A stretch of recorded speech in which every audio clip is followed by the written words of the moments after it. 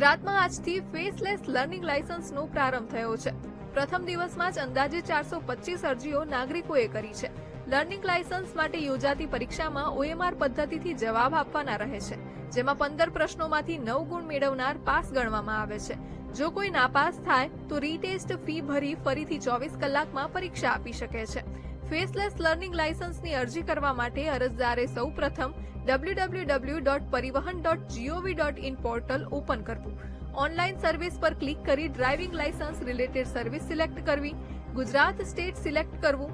Learning licence પર click કરી apply for new learning licence select કરવું તેમજ કેટેગરી પસંદ કરવી. અરજદારે RTO, ARTO સિલેક્ટ કરવું. અરજદારે આધાર નંબર અને આધાર સાથે રજીસ્ટર મોબાઈલ નંબર પર આવેલો OTP નાખવો. અરજદારે ઓપન થયેલા એપ્લિકેશન ફોર્મમાં જરૂરી વિગતો ભરવી. COV સિલેક્ટ કરવું તથા ફોર્મ 1 કર્યા બાદ સબમિટ બટન દબાવવું, જે બાદ એપ્લિકેશન નંબર જનરેટ થશે. આ પછી પણ થોડી પ્રોસેસ કરવાની રહેશે.